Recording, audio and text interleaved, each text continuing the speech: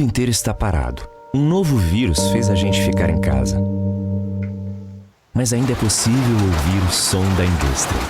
Com seus milhares de trabalhadores, não para de produzir e se reinventar para que seus produtos cheguem até hospitais e lugares onde a vida acontece. A indústria de plástico está produzindo mais embalagens de álcool em gel, a têxtil, máscaras e uniformes descartáveis. A farmacêutica, a de alimentos, bebidas, panificação, petróleo e gás, metal mecânica, construção civil e tantas outras seguem produzindo para que nada falte à população. As indústrias continuam trabalhando para que a vida volte ao normal, orgulhosas de contribuir para o Rio atravessar e vencer essa crise. Por você, pelo nosso estado e pelo Brasil.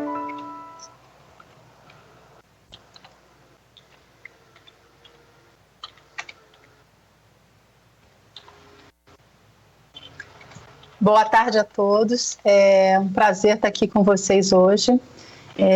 Antes da gente começar efetivamente esse webinar, eu gostaria de falar, de apresentar para vocês qual é a ideia que a gente tem por trás desse primeiro webinar.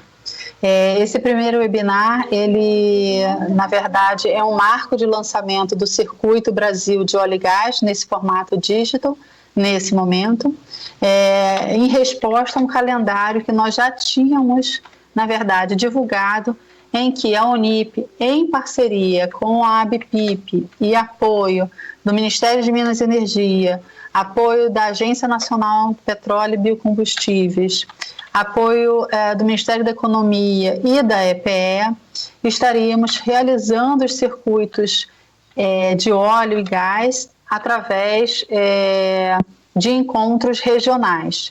O nosso calendário, que já previa um primeiro evento a partir de Minas Gerais no mês de março, e um segundo evento a partir de setembro, de Sergipe, seguindo com eventos no Espírito Santo, até chegarmos ao final do ano no evento na feira de Mossoró. Nós estamos nesse momento por condições de mercado, as condições que nos colocam distantes e nesse isolamento, em quase que a maioria de nós em home office, fazendo e adotando esse mecanismo de podermos passar para vocês o que está acontecendo no mercado de uma forma mais leve, como se fossem pílulas de informação, mas que também servem para nos mantermos conectados com o que a gente pode fazer e que esforço a gente precisa colaborar nesse sentido. Dito isso, eu queria afirmar que hoje é um primeiro circuito de óleo e gás com esse tema mais amplo Brasil, olhando para o onshore brasileiro, né? E nós vamos seguir, sim, com um evento desse por semana.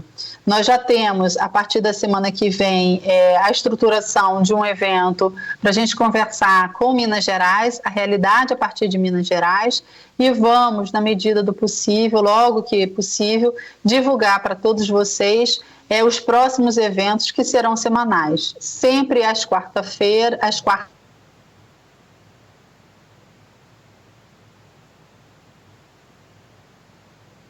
nosso aqui, um compromisso da Unip,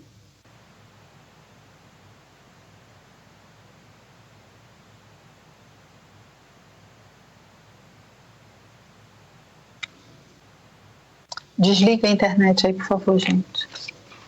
Caí aqui.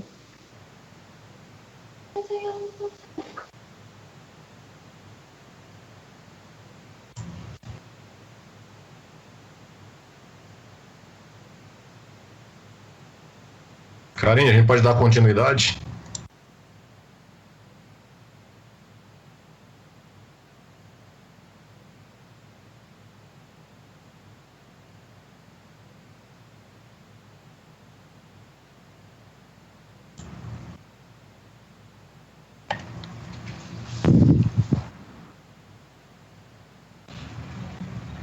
Boa tarde a todos. Eu acho que enquanto a Karine não entra, eu sou o Márcio Félix, estou como vice-presidente executivo da Unip.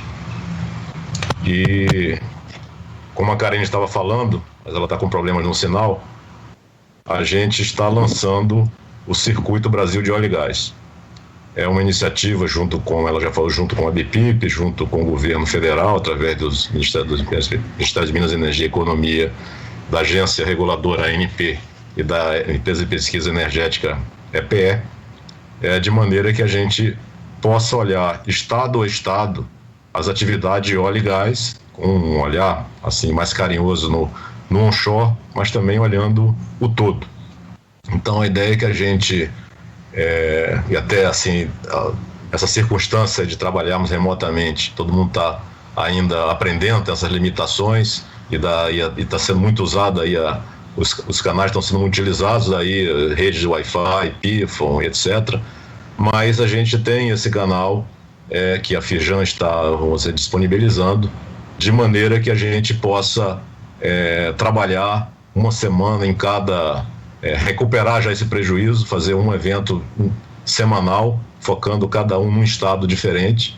Então, o próximo, como a Karine falou, é Minas Gerais, o calendário vai sair em breve. E a ideia é que a gente consiga depois voltar ao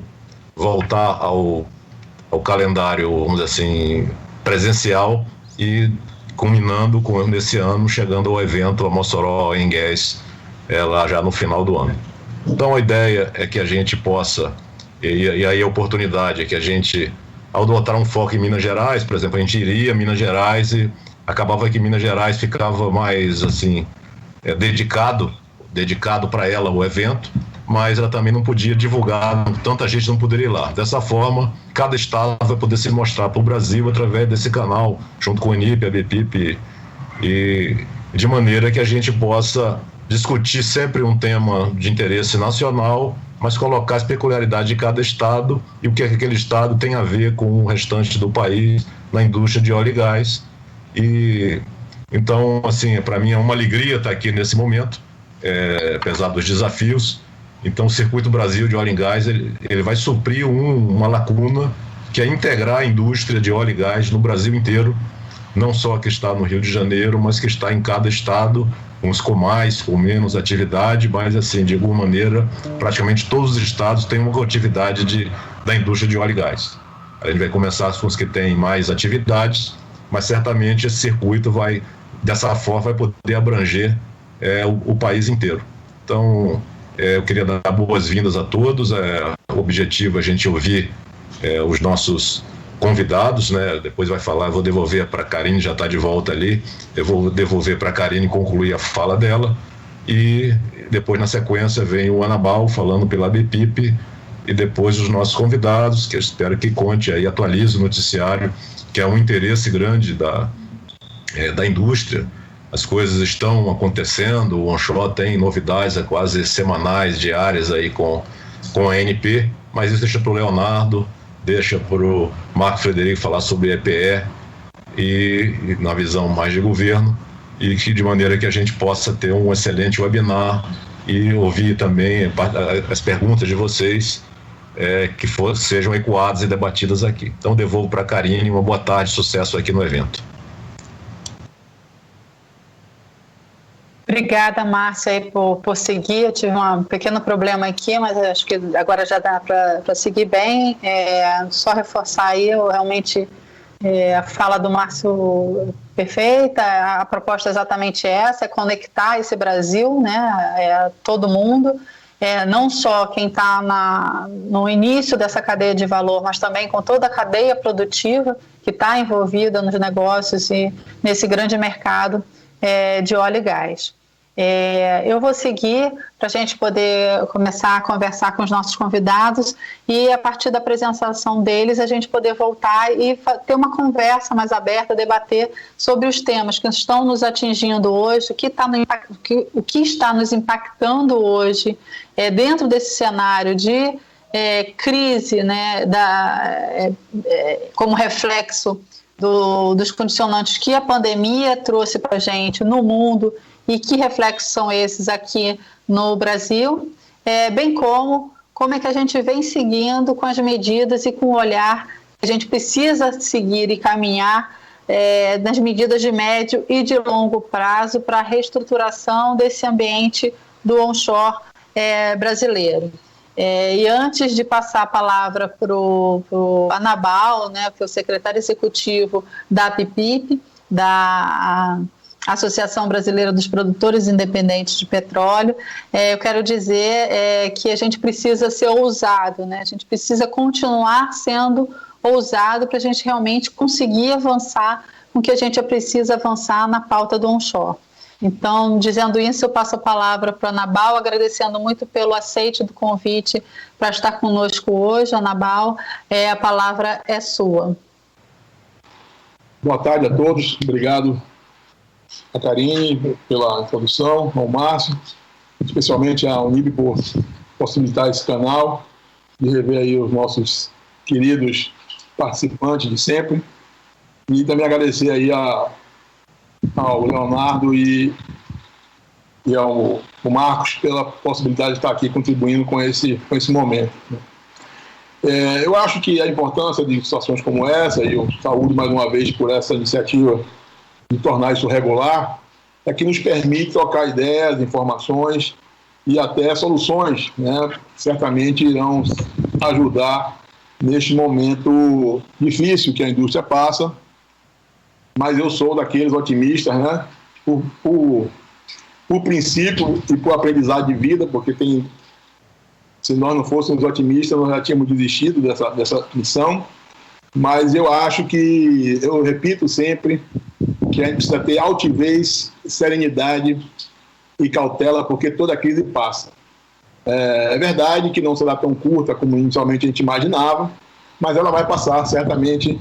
Em algum momento nós vamos estar aqui reunidos, e presencialmente também, e vamos nos lembrar desse momento como um momento desafiador que nós tivemos. Mas, entrando no assunto objetivamente, eu queria compartilhar com vocês, primeiro, qual é o momento do onshore, para que a gente tenha uma visão realista do que acontece aqui hoje no Brasil. Então vamos falar primeiro quantos operadores tem no onshore, quantos produzem, que produção é essa, para que a gente possa ter uma perspectiva da possibilidade dessa cadeia ser preservada e sair do outro lado do túnel, que agora está em ondas sombrias, né, vamos dizer assim. Então, grosso modo, nós somos 33 operadores, né, e nem todos são associados à BPIP, mas no onshore tem 33 operadores. Esses são dados de fevereiro, que eu retirei lá do site da ANP. Desses 33, 27 têm produção, e desses 27, 17 produzem menos do que 100 barris por dia. Então, por si só, essa realidade já é bem dramática, e era menos dramática porque todos tínhamos uma perspectiva de aumentar o portfólio, e essas empresas, muitas delas, estão com essa produção no movimento de posicionamento do portfólio, aguardando essas oportunidades que estavam, digamos assim, no radar. E portanto, eu ouvi recentemente uma frase que eu achei muito interessante, queria compartilhar aqui, que como toda crise, o que ela faz é antecipar tendência, né? Então, o onshore já era uma atividade, para usar um termo da atualidade, que tinha algumas comorbidades, né? E isso não foi tratado, né? Não foi por desleixo do paciente, não. Foi que os canais não funcionaram como a gente gostaria e no time que fosse necessário. Não estou dizendo aqui que não houve empenho, ao contrário, eu sei que houve empenho de muitos agentes públicos, mas o fato é que é isso. Então, essa é a realidade do setor, é a população, vamos dizer assim, que nós estamos cuidando nesse momento.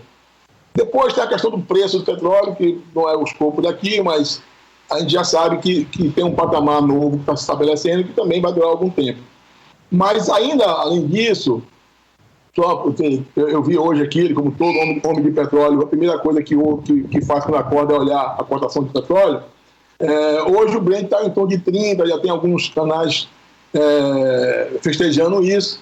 É verdade, é uma boa realidade, mas o fato é que, na realidade dos operadores onshore no Brasil, não é bem essa, né? Os contratos têm uma referência de preço de um database da plataforma Platts, que andava muito próximo do Bloomberg, antigamente, era meio dólar para cá, 30 centavos, 50, 80, mas que já em abril houve um descolamento muito grande. Então, para você ter uma ideia, esses canais que a gente já tem acesso fácil, que são gratuitos, no mês de abril o Brent foi $25.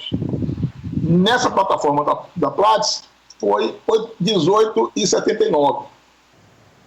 Então, se você abate aí o desconto que a gente tem que arcar para vender petróleo aqui no Brasil, alguns operadores têm desconto de $10. Então, nós estamos falando de receita bruta, para arredondar o número, de $9 por barril. Ora, numa conta de aproximação e uma estimativa rápida, porque nós temos realidade muito distinta no onshore brasileiro, e com essa baixa produção de mais da metade dos agentes, a gente tem custo de produção entre $20 e $30. Então, daí já dá para ver que é algo muito difícil, né? E, portanto, já fazendo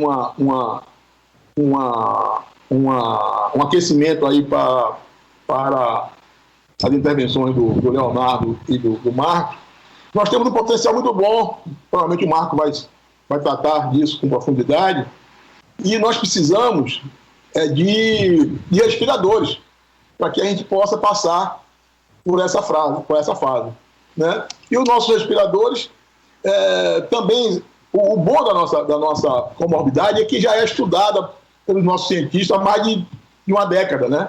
Então o Brasil já tem um diagnóstico perfeito, e vários aqui contribuíram para isso, do que precisa ser feito, né?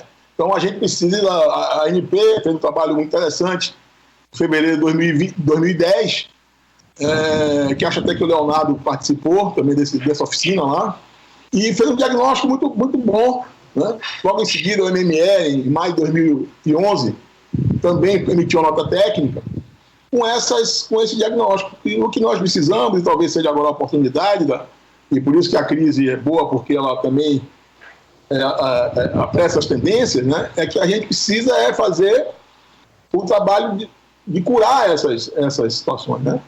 Então, grande coisa estão já pautadas no REAT, né? Que a gente vem trabalhando, mas eu acho que o desafio do momento é que a gente coloque em prática e em curso o senso de urgência necessário dessa indústria.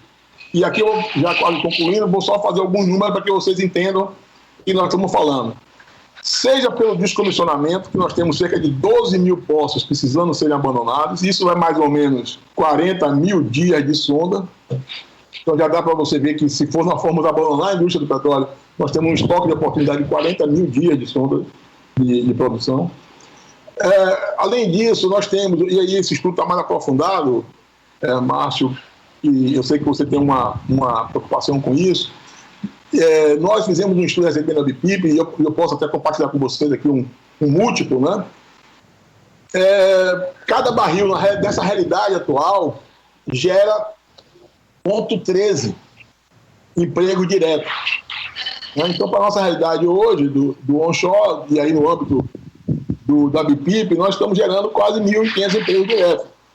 E aí, pondendo naquele estudo do BNDES e do MGE, que é o modelo gerador de empregos, a gente chega a um número em torno de 12 a 13 mil empregos diretos e indiretos na realidade dos associados à BIP hoje, que produzem 12 mil barris de petróleo. Então, é isso que está em jogo, né? O estudo lá do BNDES, essa ferramenta que é chamada módulo de gerador de emprego, também tem um múltiplo para efeito renda, que é da ordem de 36 para cada emprego direto. Então, você já tem uma ideia da magnitude do que nós estamos falando do ponto de vista de emprego num momento tão crítico como esse. Então, acho que as principais mensagens que eu gostaria de colocar nessa abertura são essas, e, obviamente, eu vou participar aqui com atenção e com muito, muito entusiasmo aí para ouvir o Leonardo e o Marco. E aí eu devolvo a palavra aí para a Karine. Obrigada, Nabal. Eu fiz umas anotações aqui acho que essa questão do preço é vital para o onshore, né? Questão de redução de custos associados à produção do onshore, seja dos custos diretos de produção, e aí a gente abre algumas frentes que são as frentes estruturais, né, de estrutura de país, mas também os custos relacionados a capital, e custos relacionados à regulação e a todas as questões relacionadas ao licenciamento também para essas áreas. Então, você vai adicionando custos no preço que, na verdade, vai viabilizar esse onshore. Então, eu queria voltar depois para conversar um pouco sobre essas questões também com a Nabal e com o Márcio. Antes disso, eu vou passar a palavra para o Leonardo Dantas, que hoje é representante pela ANP dentro do programa de revitalização das atividades terrestres, conduzido pelo Ministério de Minas e Energia, e vai poder falar para a gente sobre as medidas que a ANP hoje vem colocando no mercado para o enfrentamento dessa crise que nós vivemos, mas também falar um pouco sobre o médio e o longo prazo. Leonardo, quero agradecer muito o aceite desse nosso convite pela Unip e pela ABPIP, e passo nesse momento então a palavra para que você faça uma breve exposição para a gente.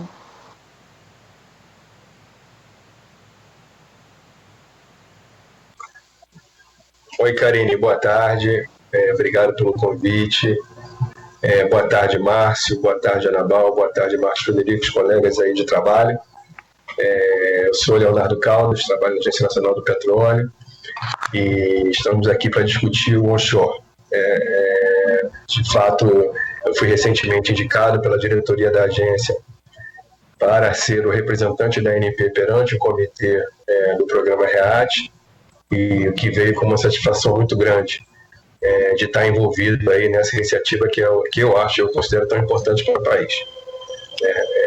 Parabenizar vocês da Unip pela organização, juntamente com a ABPIP, de retomada dessa agenda, né?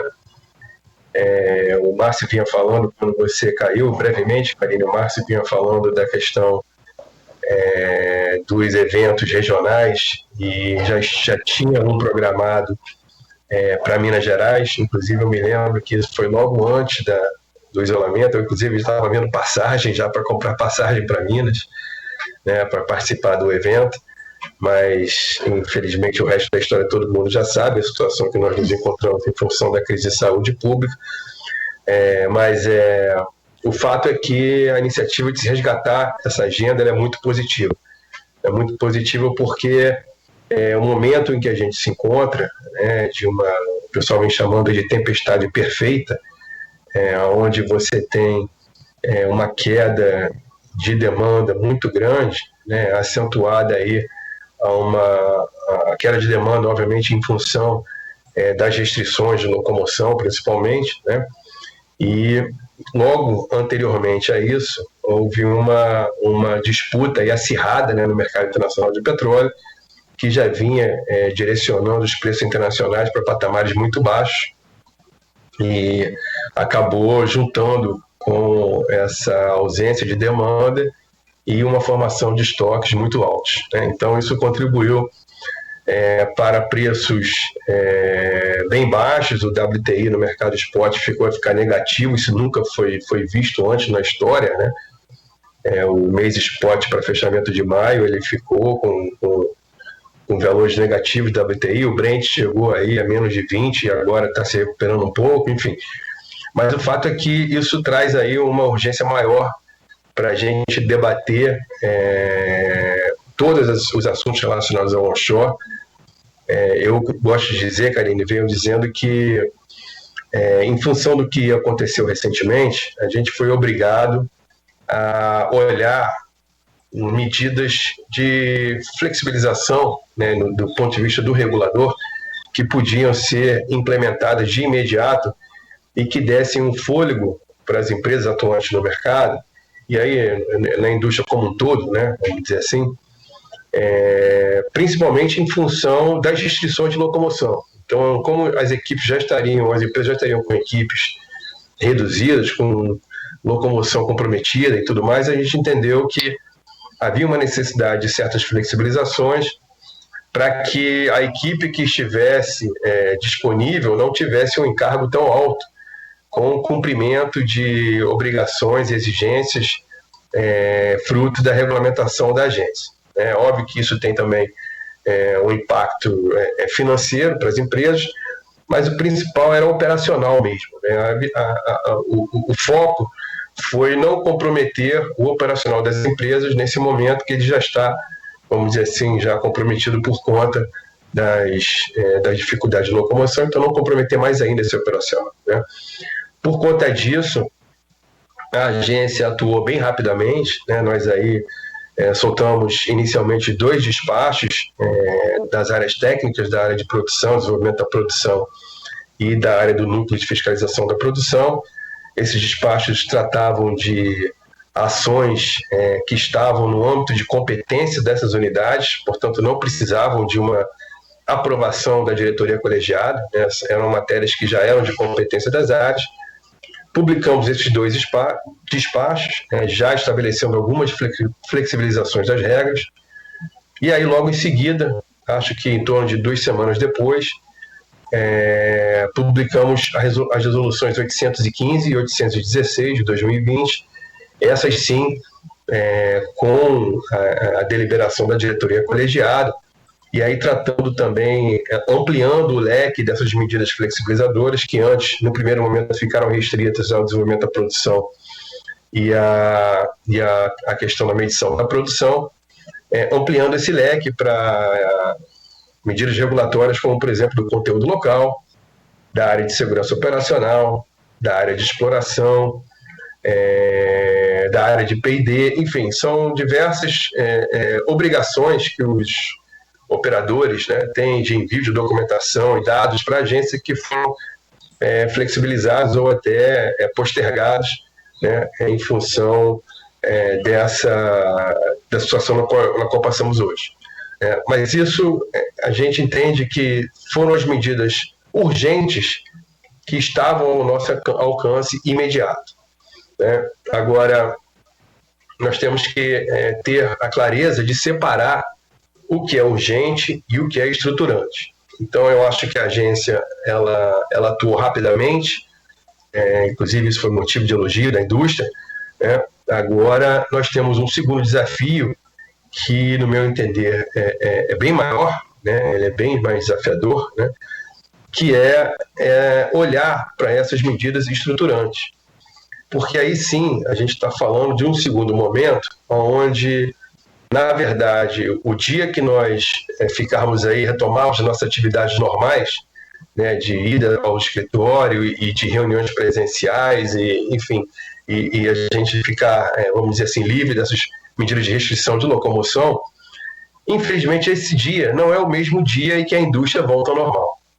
O fato é que, pelas razões que eu já citei aqui anteriormente, em função de queda de demanda, em função da queda do preço, né, o retorno da indústria, dos operadores, a sua, vamos dizer assim, situação de normalidade, vamos dizer assim, ele vai ter um período de transição aí que deve certamente ultrapassar o ano de 2020. Né? Então a gente tem aí um período de 6 meses em que as empresas, né, elas vão estar ainda buscando essa recuperação fruto do momento que a gente vive hoje, né? Frente ao momento que a gente vive hoje. Então é muito importante a gente ter isso em mente, porque isso leva à conclusão da relevância dessas medidas estruturantes. Então, meu ponto é esse: a gente tem que separar o que foi emergencial e agora, o que a gente já fez, né, e agora atacar o estruturante. E para isso, a gente tem aí uma série de desafios regulatórios, né, e até políticos, alguns também, e que nós estamos atuando em conversa com a indústria, em conversa com os órgãos do governo, com o Ministério da Energia, com os órgãos ambientais. Então, eu acho que ao longo da transmissão do webinar, a gente vai ter oportunidade de avançar mais detalhadamente em algumas dessas ações, mas o importante é que depois vamos dizer assim, desse susto, né, onde todo mundo ficou meio atordoado e reagiu em cima dessas medidas urgentes que poderiam ser feitas. Agora a gente tem um trabalho mais amplo e é preciso que todo mundo se conscientize disso, porque essas medidas estruturantes e a conscientização de que isso vai demorar um tempo, isso é fundamental para que a indústria se recupere, né, e a gente tem aí o sucesso do onshore, que é muito importante para o país, é o que todos nós queremos. E aí eu acho que como instrumento de viabilização dessas discussões, né, o que nós temos hoje, de fato, é o programa REAT. Eu acho que o programa ele é a forma de interação entre todos esses públicos de interesse, né, e ele é fundamental para que a gente tenha um instrumento centralizador dessas discussões, para que a gente possa canalizar nossos esforços e conseguir, através das iniciativas do programa, estabelecer novas medidas, sejam elas regulatórias, sejam elas arrecadatórias, seja o que for, mas são medidas, instrumentos de incentivo, né, à participação do onshore nos volumes de produção do país, como preconiza as resoluções do CNPE, a resolução número 1 de 2013 do CNPE, a própria resolução 17 de 2017 do CNPE. Esse instrumento ele já está dado. O que nós temos aí é que colocar isso em prática, e eu acho que o programa REAT é a forma de se discutir e de se implementar essas ações.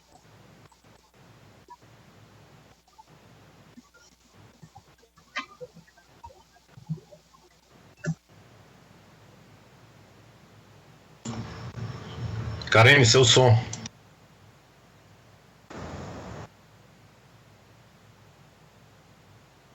Me ouve agora. Bom, obrigada, Leonardo. A gente vai retornar para você daqui a pouco. Uma série de questões que eu já anotei aqui para a gente poder tratar. Acredito que a Anabal e Márcio também. Nesse momento eu vou passar a palavra para o Marcos Frederico, que aqui está representando a EPE, que representa dentro do programa do REAT uma das frentes de ação do programa, que é exatamente a frente que ficou com o propósito, aí, com o objetivo de fazer levantamento de potencial do onshore brasileiro. Então, eu gostaria de convidar o Marcos Frederico para fazer uso da fala e poder fazer uma apresentação aqui também de como é que a gente está avançando com relação a esses levantamentos. Perfeito. Boa tarde a todos aí. Agradecer pela EPE o convite, e me sinto em casa 3 vezes, né? Pela Casa Firjan, pelas amizades e por estar em casa realmente. E é um jeito novo, né, de a gente se interagir, e é importantíssimo que a gente mantenha, principalmente todos os atores do onshore, em dia com as ações governamentais que já começaram, isso já faz 3 anos, né? E a gente tem sempre essa necessidade de botar em dia, ou então colocar em dia os assuntos. E como a nossa parte da EPE, né, especificamente no programa REAT, nós estamos em todas as áreas, mas a responsabilidade do grupo que eu coordeno hoje, que é a parte do potencial, que não é só o potencial, a gente tem andado e vamos entregar, né, o primeiro produto, no caso, é um plano para a gente poder fazer esse levantamento onshore. Hoje, enxuto o grupo, né, o grupo inicialmente, quando teve a promoção lá pelo Márcio, o grupo teve bastante adesão, mas hoje está reduzido, né, a 3 instituições para a gente fazer o plano, e depois a gente vai abrir de novo para poder ter ajuda, né, porque realmente levantamento do potencial no onshore brasileiro, onde a gente tem já infelizmente um abandono da sísmica, uma série de fatores que aconteceram em função talvez de um foco, né, no offshore. Eu queria atualizar vocês da seguinte forma. Primeiro, dizer quem que está atualmente atuando, que é a ANP, a Agência Nacional do Petróleo, a CPRM, temos o representante da UERJ, da Rede Gasbras, né, e obviamente do MME. Hoje, a etapa que a gente está cumprindo da entrega do plano, nós já passamos pela definição de uso da metodologia, qual que vai ser utilizada, já estamos providenciando os acordos de cooperações entre as instituições, porque uma coisa que a gente tem noção é que não tem recursos, né? Então, dado isso, a solução que a gente encontrou é ver quem realmente pode colaborar nesse momento importante, e aí estamos garimpando aí a rede, e nós temos identificado que as pessoas estão engajadas também, estão vendo uma oportunidade nessa parte do potencial. Tivemos articulação, ou estamos articulando com a ANP para também andar junto com a oferta permanente, que é importante, a oferta permanente necessariamente precisa do potencial, precisa desse levantamento, então para a gente não ter um overlap de atividades.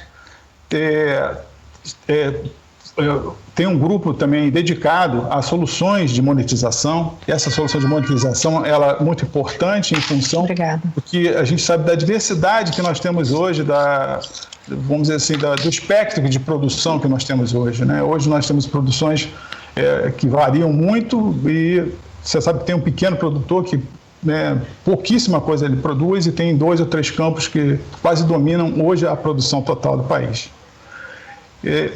Com relação ao andamento, além disso, né, nós temos também a parte da estocagem subterrânea, que a gente vamos identificar também oportunidades, talvez necessitemos disso para poder termos pulmão aí, não só para relacionado à parte de geração, mas a parte de armazenamento, outras soluções. Então a EPE está com o leque aberto, mas focado nesses 3 principais, nessa frente, nesses 3 principais temas, onde existe um estudo aprofundado, né, com relação principalmente à parte de solução de monetização do gás, onde a gente está abordando o GNL, o GNC, o gas to liquid, até a própria injeção, né, que peso tem a injeção, por exemplo, na recuperação, se o gás vale mais a pena. Então, tudo isso está sendo levantado, nós estamos construindo notas técnicas e, no final, esses produtos relacionados à monetização vão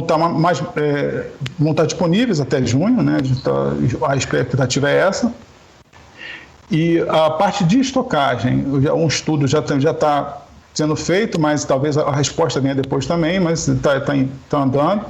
E o plano do levantamento do potencial, ele tem algumas peculiaridades, né? Porque, primeiro, como a gente já definiu a metodologia, nós temos que entender que, por falta de recursos, a gente tem que primeiro atacar ou ter uma estratégia, bolar uma estratégia para poder fazer a abordagem desse levantamento de potencial, que pode ser por Nova Fronteira, em alguns lugares que a gente identifica a importância da localidade, e também nas bacias maduras, onde você tem outras áreas, né, que você pode investir. Então, vai depender do quê? Da estratégia do Ministério também, que, no caso do Ministério, vai ter que refletir o que o mercado espera, né? Então, a gente conta com vocês para o estabelecimento dessa prioridade. E é fundamental, porque o que a gente tem feito hoje é uma construção dinâmica, onde a gente tem a metodologia, tem os dados, nós já levantamos os dados existentes, temos o pessoal, principalmente da parte da Rede Gasbras, da UERJ, onde eles vão usar os alunos, onde ele vai replicar essa parte atuando na parte acadêmica. Temos o know-how da ANP, temos o know-how da EPE, mas a gente tem que saber onde ficam as linhas, né? As linhas, ou seja, o que a gente vai atacar? Primeiro essa bacia, primeiro essa região. Então, nós estamos fazendo uma coisa dinâmica, colocamos para o Ministério, principalmente para o diretor, que está hoje lá, e o próprio secretário, Zé Mauro, onde a gente possa, junto com o mercado, estabelecer uma prioridade nesses levantamentos.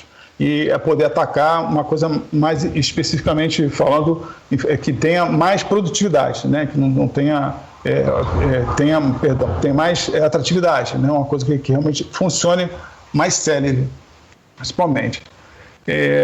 No mais, assim, seria o ponto que nós estamos, né? Perdão aí, o ponto que nós estamos e temos uma missão de entregar isso. A equipe está empenhada constantemente, reuniões semanais, nós atualizamos semanalmente toda a parte das tarefas, né? Então, e a meta é, até final de junho, apresentarmos o plano e esses produtos que estão vinculados aí.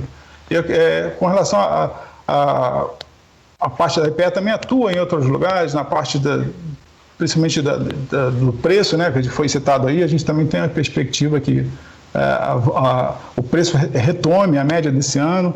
Eu pedi até para o pessoal mandar para mim a última atualização, e a gente tem uma perspectiva de retomada desse preço, né, um pouco lenta, sim, mas a gente não vê um patamar abaixo de $40 daqui por diante, né? Então eu quero passar para a Karine e agradecer também aí, estou à disposição para esclarecimentos. Obrigado.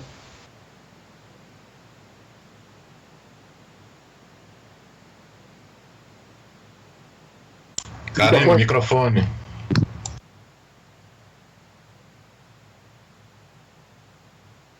Pronto, estão me ouvindo? Agradecer, Marcos, pela fala e dizer que, poxa, é bom que a gente tenha aí esse patamar, essa estimativa pela EPE, né? Da gente, pelo menos se a gente conseguir fechar o ano voltando para esse patamar de $40 ou essa faixa de 40 a 45, eu acho que é um patamar de preço que talvez seja bastante interessante para a indústria como um todo e para os ativos que nós temos aqui no Brasil, né? Eu acho que coloca o óleo ainda com algumas vantagens comparativas frente a outras fontes e consegue dar para a gente um patamar de preço que a gente consiga avançar aí no desenvolvimento do portfólio a partir do Brasil. Com relação à questão de preço, eu queria voltar aí para o Anabal. Acho que o Márcio quer fazer alguma colocação também, mas eu vou deixar só essa questão da gente olhar para a composição de custos da produção onshore no Brasil e falar um pouco mais sobre as questões relacionadas a esses custos regulatórios, né, que acho que entra nas questões que o Leonardo colocou, que são as questões mais estruturais ou da regulação mais estrutural que a gente deve seguir avançando para melhorar essas condições e, portanto, com o objetivo final de reduzir ou tornar o investimento no onshore mais barato e mais atraente, para que a gente consiga, com a produção, estar dentro ainda desse patamar de preço futuro e, portanto, viabilizar essa produção a partir do onshore. Então, falar um pouco sobre custos de regulação e custos relacionados a todo o processo de licenciamento. Aí eu gostaria de deixar aberto, eu queria primeiro passar a palavra na ordem para o Márcio, depois para o Anabal, para o Leonardo e para o Marcos. Pode ser assim, Márcio? Pode ser sim, Karine. Realmente, para quem estiver começando agora um projeto, tem que olhar um patamar de preços menor, mas em compensação, o onshore que tem um conteúdo local natural elevado e a gente está com um câmbio muito diferente do que estava antes. Não sei se vai ser esse equilíbrio, 5,6 mais ou menos que está agora, reais por dólar. E esse equilíbrio, junto com o preço do petróleo e o preço efetivo, quando a Bal fala, não é o preço que está nominal, mas o preço que esse petróleo é vendido, a gente precisa construir uma indústria competitiva para isso. A gente olha aí os Estados Unidos, que tem essa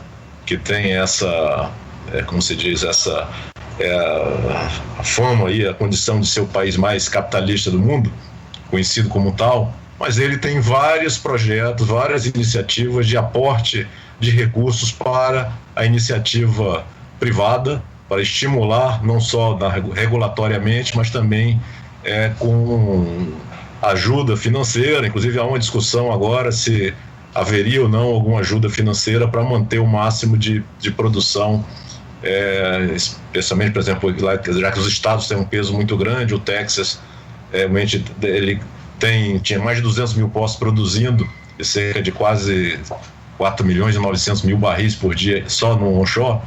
Então é um volume muito grande e isso investe na economia bastante grande daquele estado americano. Então a gente aqui precisa olhar a composição de custo de uma maneira diferente. Tem o câmbio, tem esse conjunto de pedidos, de solicitações que a BPIP encaminhou ao governo federal, que estão em análise, pelo que a gente vê aí na mídia, mas ao mesmo tempo estão sendo aportadas novas oportunidades. Petrobras continua desinvestindo, tem processos ainda em fechamento, novos processos estão começando no offshore ou no onshore, e a oferta permanente está aí. Acho que o edital da ANP foi aprovado e deve ser divulgado em julho, pelo menos é o que está aí falado aí no site da agência, e com muitas áreas ofertadas, é um conjunto muito grande. E também saiu agora a inclusão lá no PPI, lá da prioridade para o projeto do Poço Transparente, porque a gente está falando de todo esse potencial sem utilizar ainda o não convencional. Então a gente tem várias oportunidades no Brasil, e o petróleo em terra no Brasil, ele não é concentrado como no Texas, nos Estados Unidos, mas ele é mais espalhado pelo país e permite, vamos dizer assim, mal comparando, uma espécie de geração, uma produção distribuída de óleo e de gás com agregação de valor regional. Isso dá uma competitividade maior para o onshore, mesmo ele sendo pequeno. O fator multiplicador dele também é bem maior do que de terra, do que do pré-sal, por exemplo, para gerar riqueza distribuída, né? O pré-sal gera uma riqueza muito concentrada que precisa ser distribuída, mas de qualquer maneira acumula na mão de poucas empresas um volume muito grande. E o onshore tem essa característica de estar também em locais que tem maior carência. Então é uma combinação quase que perfeita para a competitividade do onshore, notadamente nas regiões onde ele já é mais maduro, as bacias ali do Nordeste, chegando ao Espírito Santo. Então acho que é o momento de se repensar isso, e eu acho que a agenda avançou muito, algumas coisas não aconteceram ainda, mas esse outro lado de observar como países como o Canadá, para não ir longe do nosso continente americano, olhar Estados Unidos, Canadá, México, e nossos vizinhos aqui da América do Sul, que todos eles praticamente têm uma atividade mais intensa em onshore do que no Brasil. Que soluções? Outro dia havia uma discussão do que está sendo feito no Canadá, mas o que está sendo feito na Argentina, na Colômbia. A Colômbia acabou de entrar na OCDE. O Brasil está disputando, está pleiteando isso, mas Chile, Colômbia, não sei, acho que tem outro país da América do Sul que agora me foge o nome, não sei. Equador? Que estão na OCDE. Não sei se o Equador está, okay.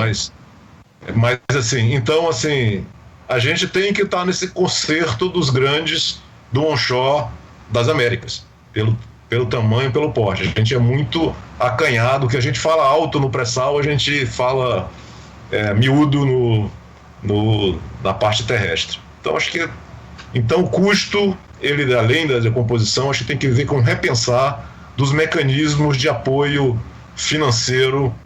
Isso aí, acho que uma revisão emergencial é importante, mas um repensar de uma lei, alguma coisa que mexa no onshore, como já foi tentado aí no passado, mas não adianta também para mim colocar uma lei que vá retirar direitos de alguém para passar para outros, mas assim, de como criar, porque tem muitos espaços vazios. Então acho que essa é uma grande oportunidade que nós temos aqui no Brasil, nesse momento, para a indústria de óleo e gás, e sem contar as conexões dela com o setor elétrico, com o setor de transformação gás química, com o setor mineral, gerando riquezas, por exemplo, fertilizantes que o Brasil precisa e é grande importador. Então o que a gente vê no aprendizado dessa crise é que a gente não deve ficar tão dependente em questões essenciais. Então o Brasil é um grande exportador de commodities agrícolas, mas em contrapartida é um importador de derivados de petróleo, é um importador de fertilizantes. Deixar a oportunidade para os outros falar, que eu já estou falando muito aí.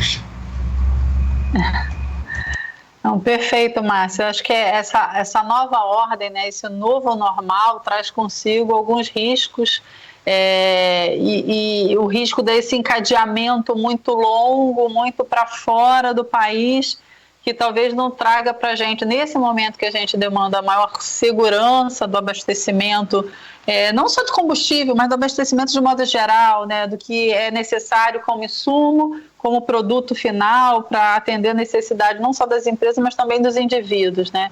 Então, esse novo normal que a gente vai entrar, em que a gente vai ter, que a gente estou repetindo isso, né, desse isolamento econômico, em que o Brasil talvez se torne muito mais atrativo naturalmente, por conta do cenário que a gente vive, porque ele vai se tornar mais barato frente a um risco maior que vai existir de você trazer de fora alguns insumos e alguns bens que você não vai mais conseguir trazer da mesma forma como você fazia isso no passado, né? E aí a gente volta a falar novamente da questão relacionada a preço e custos, né, de produção ou os custos mais estruturais. Com essa fala, eu vou passar a palavra para o Anabal para poder também fazer e tecer seus comentários, Anabal. Obrigado, Karine. Eu vou lhe otorgar aqui o direito de mandar eu parar de falar, porque esse assunto, se eu falar, vou passar uma década falando também. Então, quando eu tiver estourado meu tempo, você já dá um alô aí para eu parar. Mas veja só, eu queria fazer alguns primeiros comentários. Primeiro, eu queria homenagear muito a atitude do Marcos e do Leonardo, e por consequência a ANP e o EPE, porque é nessas horas de dificuldade que a gente vê o verdadeiro espírito público. Vocês não têm dimensão de quanto isso é importante, eu não sei se vocês estão percebendo, mas lá no YouTube nós estamos bombando. Então é muito importante a presença do agente público, porque demonstra à sociedade a sua preocupação e o seu cuidado com a coisa que lhe é missão pública cuidar. Né? Então, Leonardo, muito obrigado. Eu sei que você e Marcos têm uma demanda enorme aí no trabalho de vocês, e eu queria homenageá-los e diretamente a ANP e o EPE por essa atitude que eu acho que é o verdadeiro espírito público. Outra coisa, eu queria fazer uma sugestão aqui. Eu criei um bordão, né? Eu gosto dessas coisas assim, que o onshore is beautiful, mas homenageando aqui a Ana Mendonça de Aracaju, eu acho que nós precisamos mudar esse bordão temporariamente para senso de urgência urgente. Eu vi o comentário do Leonardo, e isso é verdade. A ANP demonstrou uma sensibilidade muito grande com relação a esses preços que estavam ao alcance dela. E isso, de novo, é um motivo de o mercado comemorar. Mas também eu acho que a gente tem que fazer uma reflexão de que, se nós formos continuar a fazer as coisas da mesma forma que a gente vinha fazendo, o resultado será sempre o mesmo. No nosso caso, tivemos avanço, mas acho que a oferta permanente foi um deles. Existem outras iniciativas que foram estruturantes importantes, mas o momento agora é de emergência. Né? Então, eu pergunto a vocês, e já respondendo, se nós fôssemos falar de home office na EPE ou na ANP há 6 meses atrás, não tinha nem onde falar. Né? E vocês perceberam, como todo mundo, de que para se fazer alguma coisa num estado de emergência, o home office tinha que ser instalado em 24 horas ou o mais rápido possível. Então esse é um bom exemplo para a gente trazer para a nossa realidade aqui o seguinte: abril, as empresas pagaram 10, 12, 15 dólares para produzir. Isso não vai demorar muito tempo. Então, assim, eu não tenho dúvida, nós iremos ter perdas. A minha dúvida é qual será o tamanho da perda. E será maior quanto mais tempo nós demorarmos de termos iniciativas que são respiradores. Porque hoje você sobreviver um mês pode fazer toda a diferença no mundo para você continuar as pessoas e as empresas. Então, Karine, respondendo objetivamente, o maior custo hoje do onshore brasileiro é da não decisão. Todos os documentos, e fazendo só um pequeno reparo com todas as vendas, doutor Márcio, o que a BPIP fez agora foi consolidar diagnósticos feitos pela própria ANP em 2010 e pelo próprio Ministério das Minas e Energia em 2011. Então, o que nós estamos pedindo é que se faça aquilo que as próprias entidades detectaram e verificaram que precisava ser feito. E se você olhar a gênese dessa iniciativa, foi a lei lá, o artigo 65, lá da lei da exceção onerosa, que ainda no governo Lula, que dizia que haveria um prazo de 180 dias para que fossem feitas medidas efetivas de aumento da participação da pequena e média empresa na produção de petróleo e gás do Brasil. Eu passei por uma situação constrangedora, eu queria compartilhar com vocês, porque eu sei que também vocês são formadores de opinião dentro dos órgãos que você atua. Eu tive um constrangimento numa delegação no Canadá, que me perguntou como é que está o programa de fomento da pequena e média empresa brasileira. Eu falei, não aconteceu ainda. Mas veja, não está na lei? Eu falei, tá. Mas como é que não funcionou? Então eu tive que explicar que tem dificuldades, que estava em curso, que, enfim. Mas o que eu quero dizer com isso, veja, o pior custo é o custo da não decisão. Então, se o Brasil disser ao mercado, olha, onshore, vocês vão ter que continuar pagando esse desconto que a Petrobras impõe, é uma realidade que provavelmente alguém vai tomar a decisão de ficar ou sair. Né? Mas, então, eu acho que esse é o principal custo. Nós temos depois o custo regulatório, que é muito alto, por uma regulação inadequada, conforme constam nesses relatórios que eu já me referi aqui. E aí vou pensar só um exemplo, para o carinho não me cortar no meu tempo já, português, aí. A ANP é a única agência regulatória que não usa ataque, que é o termo de ajuste de conduta. A ANP optou, historicamente, em aplicar multa ao invés de fazer um TAC. Existe um estudo, que eu até já encaminhei à ANP, um levantamento feito, o uso desse instrumento em todas as agências regulatórias. A ANP é a única que não tinha e que ainda não tem regulamentado. Então, me colocando no lugar do servidor público, se eu vou fazer uma auditoria e vejo uma realidade, eu tenho que multar. Porque é assim que manda o by the book, né? Não tem nenhum instrumento de educar esse cidadão, né? E o melhor, de auferir benefícios para a própria cadeia.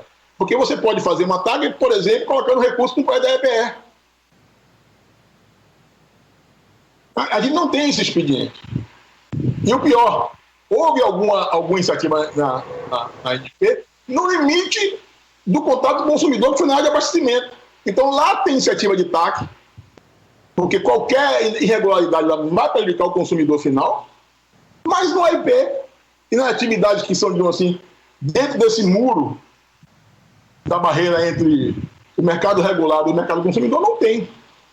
Então, esse é só um recorte, porque tem inúmeros outros, que eu não vou gastar meu tempo aqui, porque tudo está mapeado. Né? A gente tem uma série de informações que são absolutamente desnecessárias e não utilizadas. Eu acho que foi, eu me lembro onde foi, surgiu uma resolução que precisava que o agente público, o agente privado informasse oscilações de 20% na sua produção. Isso gerou 45 mil informações, porque as térmicas despacham várias vezes durante o dia. Então, quando não despachava, parava a produção. Então, a cada oscilação dessa era uma notificação para a agência. Então, o Jim Ellis, lá, o representante, lá, o diretor-geral do órgão de Alberta, deu um número muito interessante. Eles fizeram um trabalho lá e só de informações inúteis que o órgão regulador de Alberta pedia e não utilizava, foi uma economia de $1 bilhão para o sistema regulado e regulador. Eu não sei se é $1 bilhão da ANP. Agora, que tem muita informação lá que é replicada e que não é utilizada, com certeza tem. Então, esse é só um recorte, Leonardo, e de novo, fazendo as homenagens daquilo, por favor, eu não quero ser mal compreendido, eu só quero colocar minha cabeça no travesseiro e dormir em paz, porque eu acho que eu também sou responsável por esse prazo de uma década, onde a gente fez muito pouco e podia ter sido feito mais. Então, eu prometi a mim mesmo que eu vou fazer minha parte para, pelo menos, eu fiz minha parte. E a minha parte é dizer isso para a sociedade, dizer isso para vocês, para que a gente precisa acelerar isso. Porque, veja, o que é que nós estamos tratando? Qual é o benefício que o Brasil está jogando fora, o que jogou fora nessa década? O Dr. Márcio, quando era secretário do Petróleo e Gás do MES, fez uma estimativa que o onshore pode produzir até 500 mil barris em 10 anos. as críticas que eu ouvi foram por 10 anos, Tomás, que era muito tempo. Mas ninguém contestou os 500 mil barris. E do ponto de vista prático, a gente já tem exemplos, claro, eu pedi para vocês que permitem fazer esse recorte, de que esse número é absolutamente factível. A Potiguar, com 100 dias de produção, aumentou em 27% a produção de jada por quilha. Não deu tempo nem de chegar. Bastou o vaqueiro saber que agora a fazenda tinha dono, que o gado começou a produzir mais leite. Né? O caso da Eneva, emblemático o caso da Eneva, dito pelo próprio presidente da Petrobras, que se a Petrobras jamais faria investimento, teria aqueles benefícios lá na região onde a Eneva opera. E teria outro exemplo, o caso da Alpopetro recentemente, a Imetame, a Geoparque, enfim, nós construímos um arcabouço de agentes privados e eles têm uma resistência, eles têm uma imunidade muito grande, porque eles foram criados num ambiente hostil. Então, se a gente deixar esse pessoal morrer, isso terá um custo muito grande para o país. E qual é esse custo?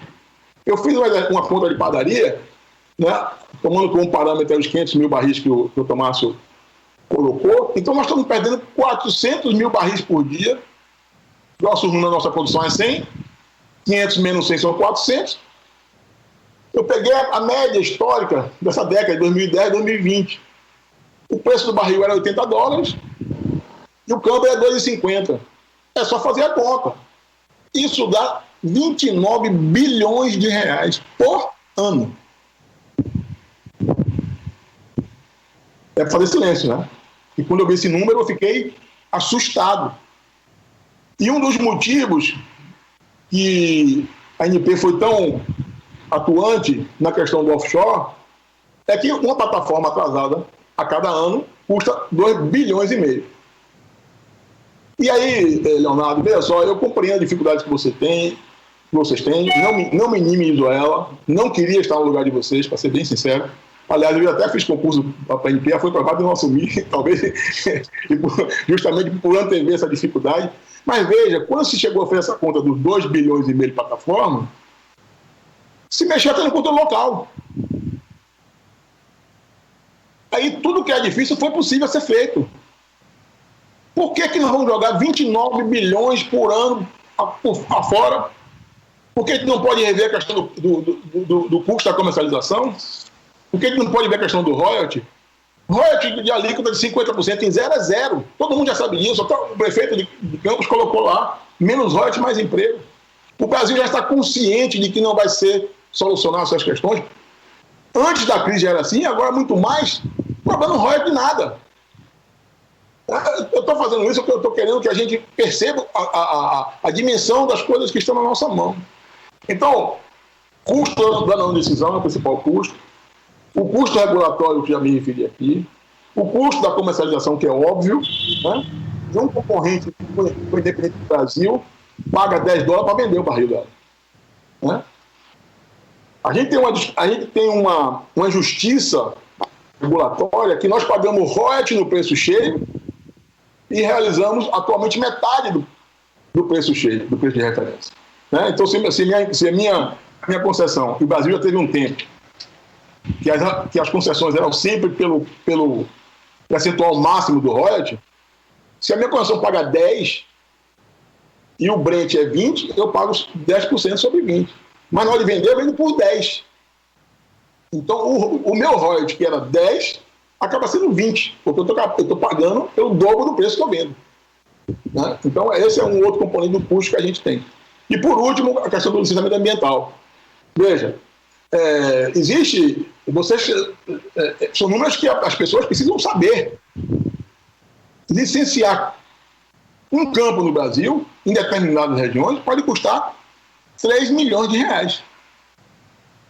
10 milhões de reais por ano. Por ano. Então, veja, essa questão, a proposta da BIPIP é que nós tenhamos um licenciamento simplificado por adesão incompromissada, que é previsto na lei atual, previsto na lei futura, não tem nenhum impedimento legal para ser aplicada. A única recomendação que a lei faz hoje é que não seja dedicada para atividades que tenha potencialmente poluidora. E nós, claro, estamos nesse potencialmente poluidor. No grupo do REAT, eu sempre coloquei isso, e isso eu achava que era justiça, porque eu não achava que tinha tantos problemas ambientais na minha experiência de vida de campo. E a ANP trouxe um dado interessante, o que eu quero compartilhar com vocês aqui. Num período de 14 meses, houveram 27 ou 23 incidentes com derramamento de óleo, que variaram de 1,5 litro, é uma garrafa de PET, a 2.000 litros, que é um tanque com caixa d'água de casa popular. A média dessas ocorrências é 337 litros de petróleo por mês. Nós temos 254 concessões em terra, então é um balde. O nosso potencial de poluidor corresponde a um balde de petróleo por mês de derramamento. Tem subnotificação? Tem. Mas se existe capitalidade para captar 1,5 litro, né, não vai ser nos dias atuais que você não vai captar um grande derrame de óleo. Então, com relação a isso, existe, por exemplo, entidades e órgãos reguladores no Brasil, e no Espírito Santo, saudando a terra onde Márcio teve uma passagem lá, que usam essa licença para atividades que são efetivamente danosas ao meio ambiente. Claro que tem uma linha de contorno que assegura que o dano seja mínimo, que é extração de argila e extração de pedras ornamentais. Não há como você explorar uma jazida de granito sem retirar o granito. Ele vai para o meio ambiente. E isso é possível porque se mitigou e se estabeleceu uma linha de contorno e essa atividade não é tão poluente ao ponto de ser excluída desse rol de licenciamento simplificado. Né? Então, veja, antes do Carlinhos já está me olhando com um olhar assim de o tempo acabou, eu diria isso, né, Carlinhos? Esses são os nossos custos: o custo da não decisão, o custo regulatório, o custo da comercialização e o custo do licenciamento ambiental. São coisas que, se continuarem nesse padrão, e cada dia, e cada mês que a gente demora a tomar essa decisão, a gente está empurrando mais gente desse efetivo, que já é pequeno, para desaparecer desse mercado. Obrigada, Anabal. Eu vou passar direto para o Leonardo, porque eu acho que você mencionou várias coisas que eu acho que fazem com que o Leonardo queira aí se manifestar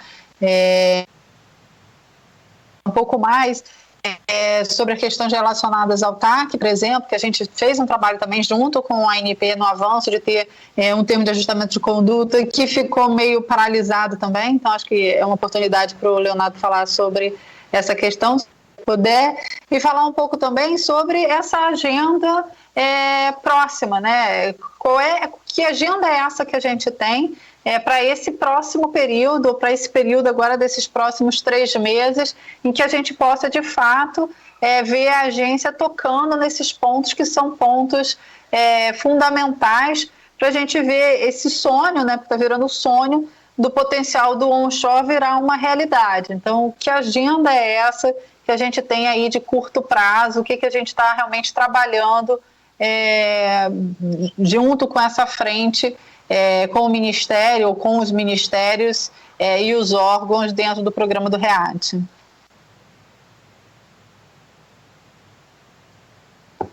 Leonardo, continua com a gente? Sim, estou aqui. Estava esperando você fazer o uso da outorga que o Anabal te deu. O Anabal, realmente, Anabal, fique tranquilo, porque você não é mal compreendido, não. Você é companheiro de tratativas, né, da indústria já de longo tempo, então todo mundo lhe conhece. E, na verdade, assim, eu trabalho na assessoria da diretoria da agência, né, então eu acabo, obviamente que agora, recentemente, com essa incumbência do onshore, da qual me orgulha muito, mas volta e meia você acaba lidando com assuntos, eu particularmente acabo lidando com assuntos que vão do poço ao posto, né? Por vezes também trabalho com questão do downstream, como o próprio Anabal colocou, deu um exemplo aí, e muitas vezes questões também do upstream, então você tem uma gama bem ampla de de tratativas de assuntos internos e externos. E uma coisa que é comum, tanto ao upstream quanto ao downstream, né, eu acho que são a relação com as associações, né, com a indústria, com as empresas que atuam nos seus respectivos mercados, mas principalmente com as associações representativas de entidades de classe.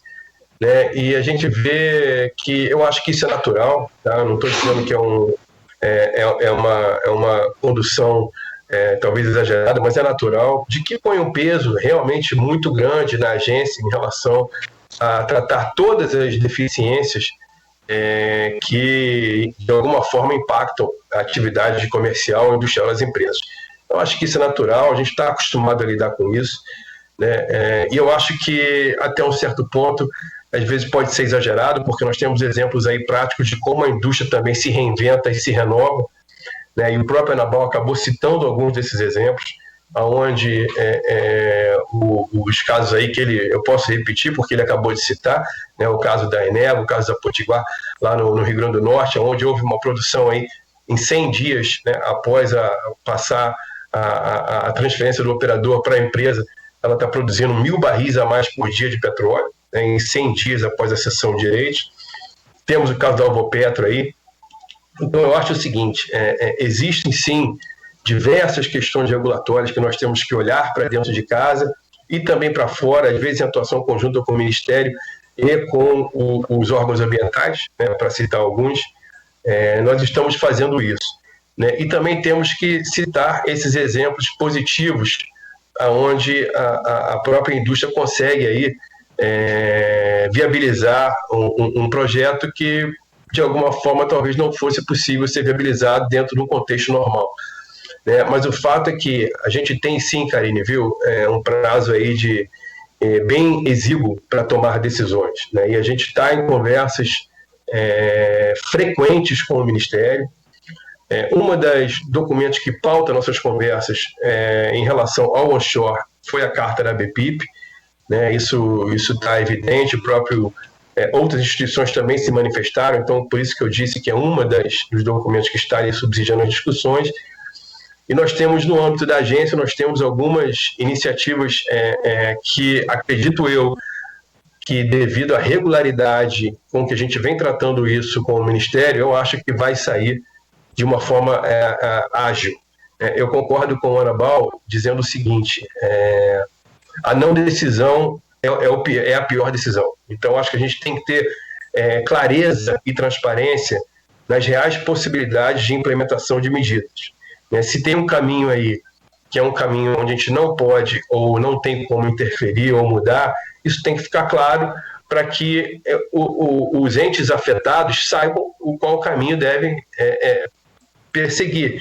Eu vou usar o exemplo, por exemplo, da precificação da Petrobras. Isso é algo que a agência não pode se meter, não vai se meter, né, em relação à precificação. Mas eu acho que tem solução para isso e a gente acaba se metendo de forma indireta, né, através de definições de planos de investimento da Petrobras. A gente tem que ficar em cima da Petrobras para que esses planos sejam efetivamente concretizados, né? A gente acabou de estender aí a prorrogação do prazo da Petrobras para dezembro. Por quê? Porque são ativos que já estão em fase final de negociação, então a gente acredita que aquilo ali é benéfico para trazer novos agentes para o mercado, por isso nós estendemos esse prazo, né? E existe uma diretriz do CNPE de que a gente tem que priorizar a cessão em detrimento da devolução da área. Então, são ativos que estão na fase final de negociação, e a gente entende que essa questão da precificação ela vai ser impactada na medida em que nós tenhamos novos agentes competindo nesse mercado. Eu acho que isso é de fundamental importância.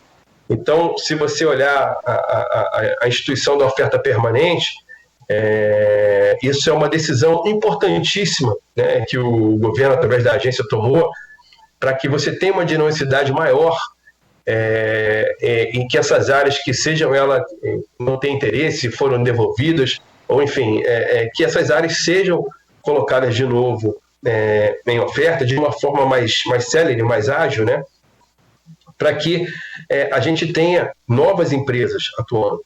Né? Se eu não me engano, aí no primeiro ciclo foram 45 áreas que foram arrematadas, né, no primeiro ciclo da oferta permanente, com 20 empresas diferentes arrematando essas áreas. Então, essa diversidade de operadores, para nós, ela é muito importante, ela faz parte do plano geral de revitalização do onshore, né? Eu acho que acaba atacando essa questão da precificação, porque aí você cria uma competitividade onde você não tem um único operador ali lidando com essas empresas, né?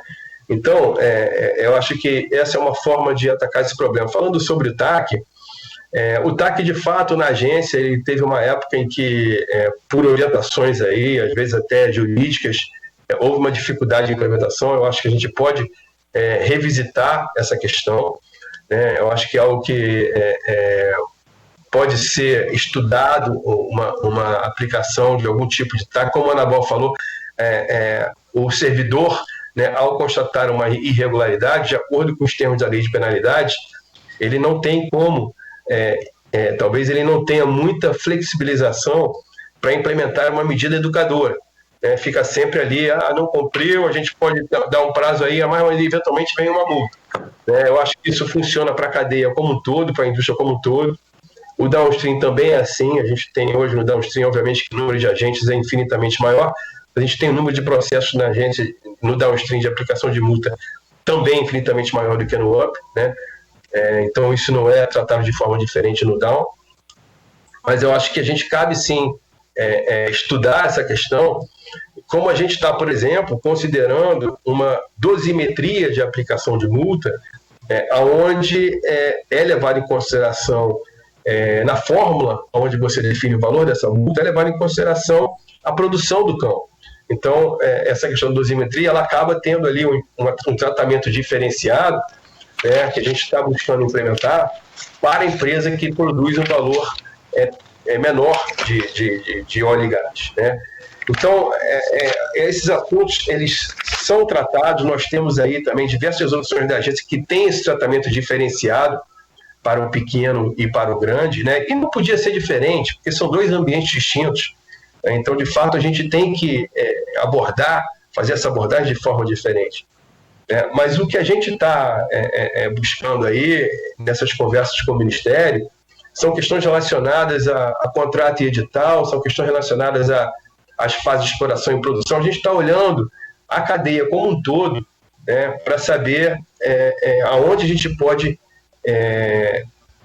incorporar novas medidas e fazer isso de forma séria. Tá? Então, a gente está com essa questão da emergência, vamos dizer assim, da urgência, a gente está com essa questão sendo levada em consideração nas conversas e nas propostas que devem ser encaminhadas para tomada de decisão. Eu acho que todo mundo está com essa conscientização de que é necessário fazer isso, é necessário fazer isso de forma urgente. Né? Os 500 mil barris que o Márcio falou, eu acho que botou como meta, né, uma meta que, como a Anabel falou, não é questão de questionar a meta, porque todo mundo acha que ela é viável. É viável, sim, depende de uma série de variáveis aí, mas ela é viável, sim. Você vê o dado de março do Boletim Mensal de Produção, se eu não me engano, Anabel, você falou algo em torno de 100 mil, se eu não me engano, eu vi a produção terrestre ali, ela está em torno de 81 mil, né? Barris, está até menor. E por conta dos eventos do REAT no ano passado, a gente fez um levantamento lá na agência, e a gente fez um levantamento em relação a algumas bacias terrestres, que eu até anotei aqui para não me perder, mas a gente levou em consideração Recôncavo, Espírito Santo, Sergipe Alagoas e a bacia Potiguar. E a gente identificou um declínio médio da produção dessas bacias de 50%, antes dos 10 anos para trás de 2019, ou seja, desde aquela época daquele trabalho que você citou. Então, assim, são fatos e dados que a gente tem que realmente estar atento para que, se a gente quer chegar nesses 500 mil barris, é óbvio que a produção a produção em mar hoje é responsável por 96% da produção brasileira. É óbvio que por razões de escala, né, esse número não vai mudar tão rápido, mas o volume de produção do onshore, ele tem sim como a gente mudar. Eu acho que a entrada de novos players, e o exemplo aí que você deu da Potiguar é um exemplo claro em relação a isso. A entrada de novos players é fundamental. porque, queira ou não, essas áreas não estavam recebendo os investimentos necessários para nem manter uma produção do passado, quiçá você ter investimentos novos para aumento da produção. Então, acho que a transferência desses ativos ela é de fundamental importância no momento para que a gente tenha uma pluralidade de atores e que isso reverta para um aumento da produção. Tá? Eu acho que eu abordei todos os pontos, Karine. Se faltar alguma coisa, você me fala que eu volto a palavra aí para concluir ou para acrescentar alguma coisa. Não, tá perfeito, Leonardo, obrigada aí pelos esclarecimentos. Eu vou passar direto para o Marcos, que a gente está ficando apertado aqui de tempo, para depois a gente passar de novo por cada um de vocês, para a gente fazer aí um fechamento e considerações finais, tá? Marcos, eu queria passar para você falar um pouquinho mais sobre, você falou de preço de óleo, mas eu queria que você falasse um pouquinho sobre gás e sobre qual é a visão que vocês estão tendo com relação a efetivamente a gente vê aí um gás disponível no mercado numa condição de preço mais favorável ao incentivo, né, de crescimento de demanda por esse gás, né? Você realmente poder utilizar esse gás num patamar de preço mais favorável como vantagem competitiva para a retomada da atividade econômica no Brasil. Perfeito, Karine. Olha, dado o tempo curto, né, eu vou tentar assim, na verdade, esse gás que a gente corre tanto atrás aí de barato, é um offshore, sabe? Eu não vejo, você tem uma série obviamente que o gás que vem do pré-sal tem a sua relevância, mas a gente sabe que as questões de custo para você tirar esse gás de lá, ela implica, né, um custo alto. Então, para você chegar com gás barato, realmente você tem que ter uma facilidade de produção, vamos dizer assim, de investimento e tal. Então, assim, o que a IPE enxerga é que esse gás onshore, ela é a solução para esse problema. A gente consegue enxergar que, além do potencial do gás, além das soluções que a gente pode oferecer, né, que o Brasil pode oferecer, você tem condições de não só de monetizar localmente, como já tem uma coisa efetivamente feita, acontecendo com a Eneva e com outras, né? Você tem hoje, talvez, outras soluções que não necessariamente sejam gasoduto. Você tem como comprimir o gás, você tem como até gerar o GNL, como vai ser feito no Amazonas. Então, assim, esse para mim é o caminho, né? Às vezes, há colocações, principalmente para preocupação com relação ao GNL, chegada do GNL, o preço do GNL. A gente enxerga o seguinte: existem situações onde o GNL pode ser utilizado positivamente. Quando você está abrindo o mercado, está chegando o GNL, né? Em Potiguar chegou no GNL, você consegue ampliar o mercado. Você tem mais oportunidade, porque eu tenho certeza absoluta que o custo do gás que a gente vai conseguir fazer na bacia Potiguar vai ser competitivo. Ele vai ter, você vê a Eneva lá, o preço são centavos, né? Na verdade, são centavos. Então, isso para a gente é o grande ganho. Se a gente conseguir romper a barreira do não convencional, a gente conseguir mostrar para a sociedade que nós temos um plano de comunicação também que está sendo desenvolvido no nosso grupo, ver que é um benefício, que nós temos que concluir isso, né, que a gente não conhece o nosso não convencional. Essa área é importantíssima, que a gente conheça, a gente sabe como é que se viabiliza e quanto benefício isso pode agregar para a gente. Então, a linha da EPE é essa, que a gente tem a solução onshore, esse é o gás barato que a gente pretende, e não comprometer a produção de óleo, às vezes, com uma decisão, né? Mas também tem gás na bacia de Sergipe, Alagoas, a gente também vê que tem oportunidade para a gente poder monetizar. E há iniciativas também do governo, uma preocupação que a gente já conseguiu dar um passo à frente, é onde o governo se vê também fazendo uma infraestrutura básica, né, que acho que está faltando isso muitas vezes, alavancar o mercado e depois ele passa isso para alguém, né? Então, talvez existem situações onde o governo possa alavancar isso. Então, principalmente nesse momento de crise, né?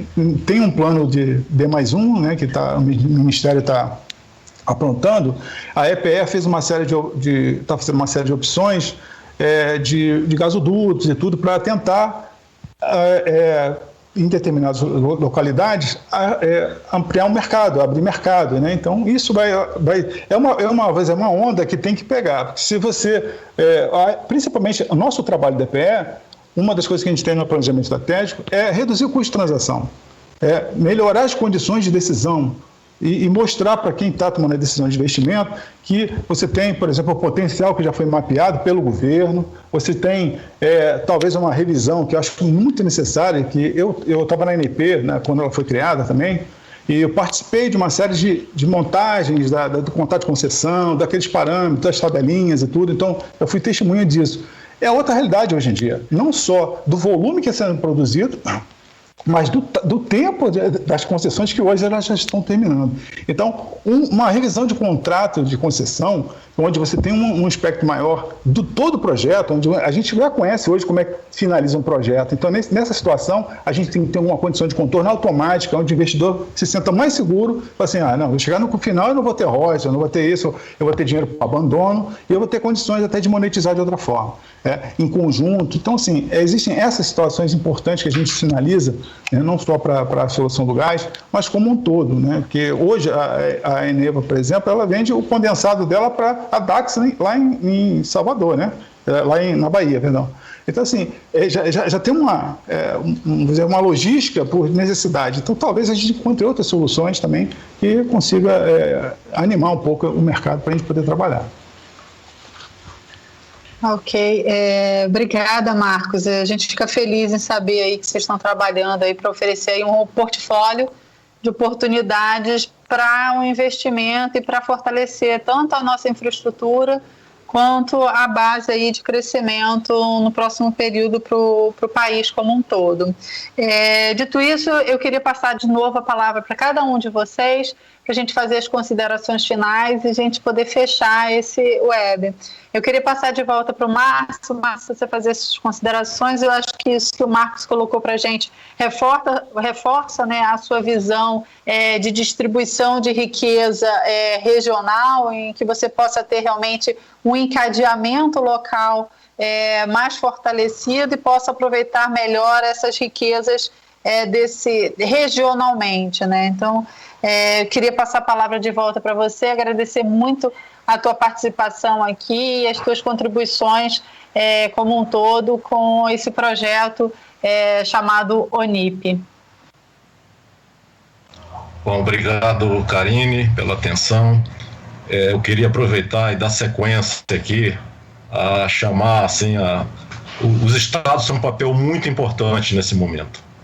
Cada um, como foi falado aqui, cada um toma conta do seu quintal, do seu gado, do seu eleitorado.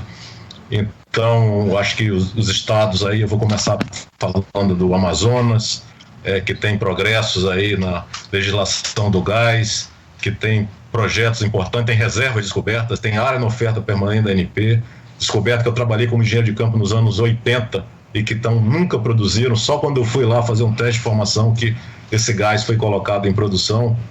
Eu, como empreendedor, gostaria de estar lá. O Maranhão, Piauí, que tem oportunidades na Bacia do Parnaíba, o Ceará, o Rio Grande do Norte está com movimentação grande. Alagoas, Sergipe, que o secretário Zé Augusto está nos assistindo aí, ele precisa dar uma olhada e ajudar que as áreas de Sergipe e terra entrem na oferta permanente da ANP. Então, isso vai ajudar também o desenvolvimento do Estado, só para dar um exemplo. E o Espírito Santo também, que tem áreas aí na oferta permanente, a Bacia do Paraná e no estado de Mato Grosso do Sul, e outras bacias, como Parecis, que ainda está em estudos no Mato Grosso, e a Bacia do São Francisco, notadamente em Minas Gerais, que teve descoberta, mas depende de fraturamento, depende de medidas, que essas coisas todas possam ser olhadas. O estado do Acre tem bloco lá que está subjúdice, que está parado, então precisa ser olhado. Então isso é uma riqueza que está debaixo dos nossos pés, em muitos locais está debaixo da riqueza do agronegócio, tem muitas sinergias. Eu acho que se a gente mobilizar o país, a BPIP ela vai ficar muito mais forte, Anabal. Ela vai ter muito mais poder de convencimento, porque cada estado vai ver a sua riqueza, a sua vocação, e a produção de, como foi dito aqui pelo Marcos, a produção de gás em terra, ela é extremamente competitiva. Então, aonde existe potencial, a gente tem, não é oportunidade, a gente tem a obrigação de ir lá e buscar essa riqueza e colocá-la a serviço da sociedade brasileira. O empresário vai ganhar, o governo federal vai ganhar, mas quem vai ganhar mais é a sociedade que está ali, que luta pela sobrevivência. A gente vê esses bilhões de brasileiros que estão indo nas filas para receber R$600 por mês, e a gente olha assim e vê que esses R$600, certamente o Oxó pode contribuir com um valor significativamente maior e de uma forma mais permanente em várias dessas regiões. Então muda a realidade do país, e a gente precisa ter esse senso de urgência, da importância de se decidir, de chutar para o gol, cobrar os pênaltis que já foram cometidos, aí, que já estão aí, e cobrar, seja através de um taque, seja através de um chute direto para o gol, mas a gente tem que fazer isso em benefício da sociedade brasileira. Então, acho que a hora é essa, e vamos unir mais, e esse circuito Brasil de Óleo e Gás, acho que vai contribuir para que mais pessoas percebam a sua importância no seu estado e do seu estado em relação ao país como um todo. Então, obrigado pela oportunidade, muito sucesso a todos, e obrigada pela audiência. Devolvo para a Karine. Obrigada, Márcio.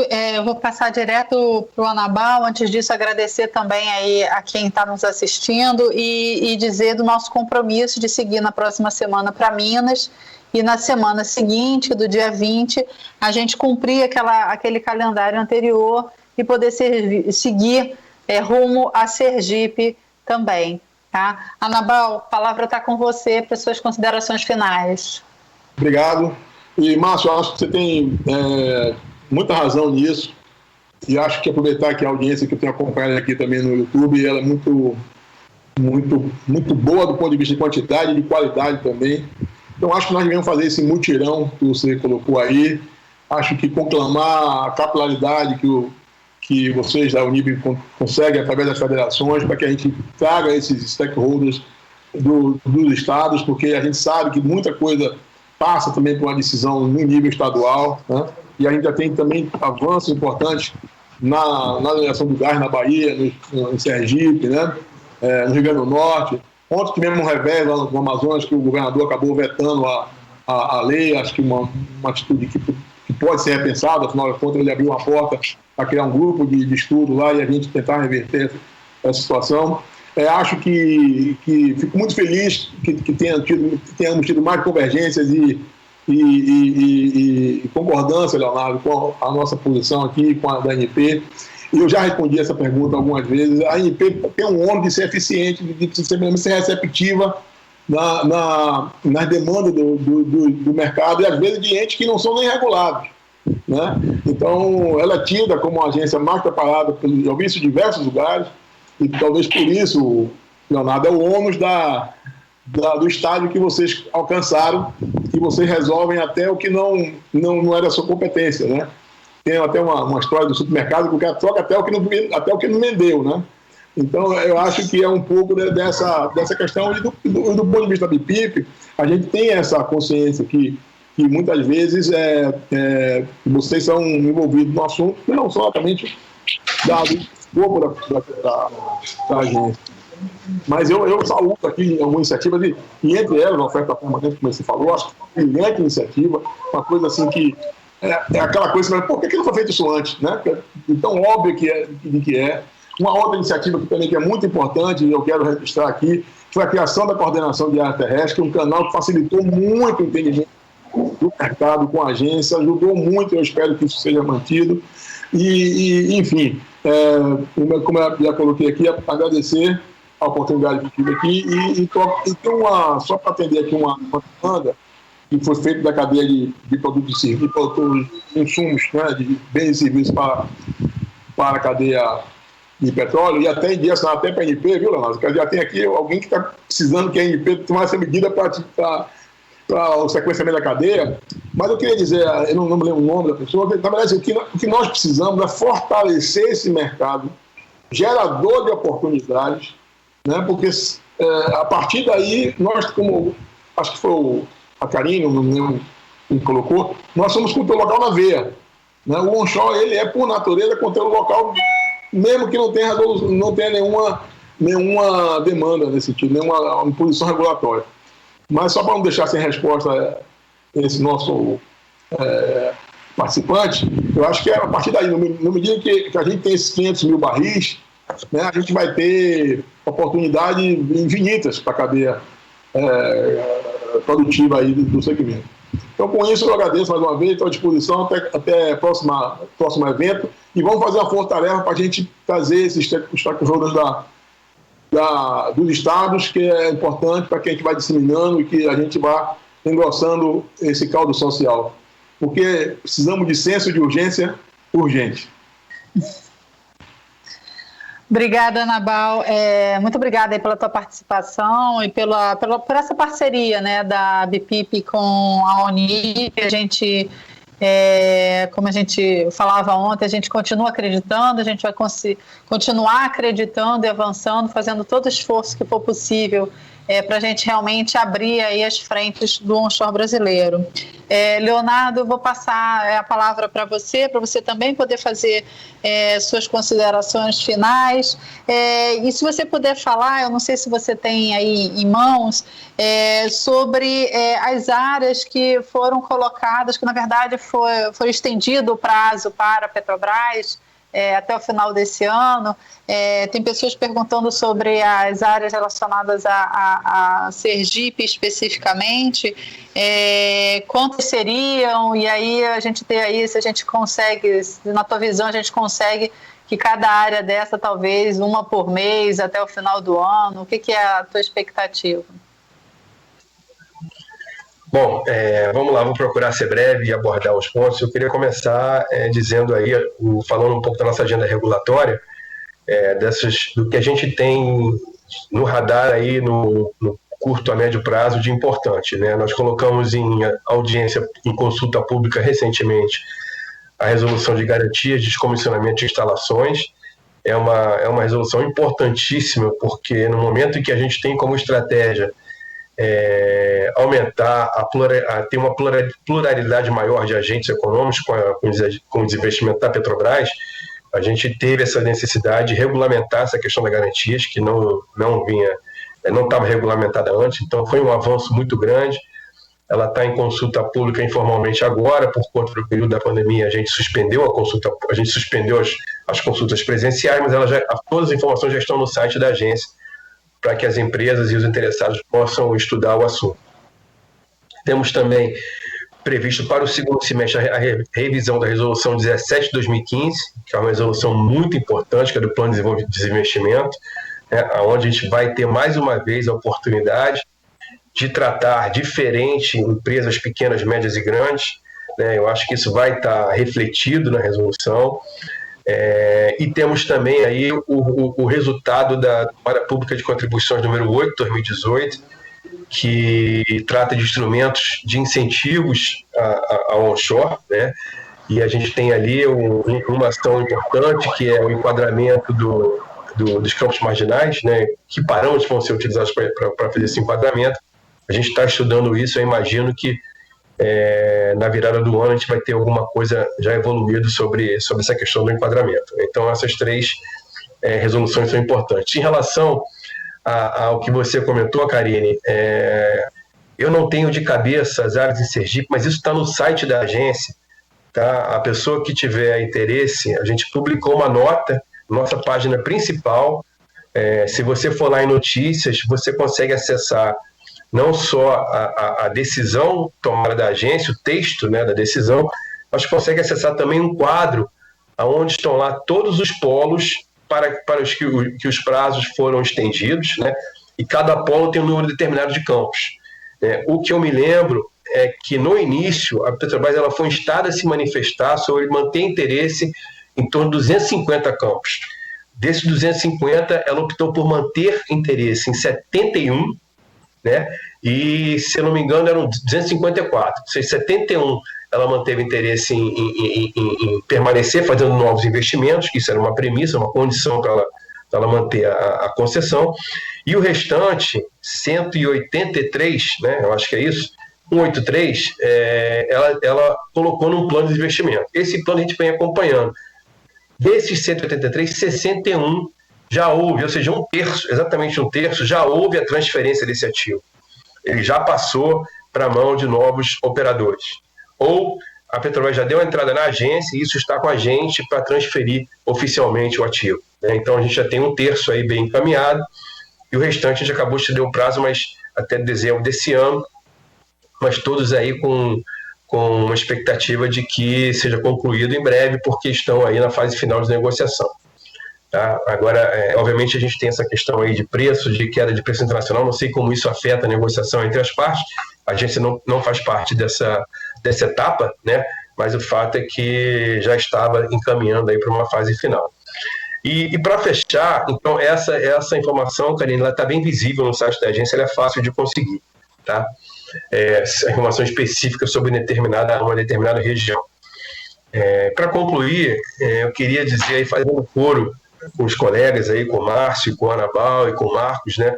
Todos falaram o que a gente enxerga de importante para essa revitalização do onshore, né? Eu vejo 2 pontos principais, Karine. O primeiro ponto é projetos integrados. Projetos integrados, como o Márcio citou, e como já tivemos exemplos concretos disso, o caso de Amazonas, o caso da Bahia lá da Alvopetro, enfim.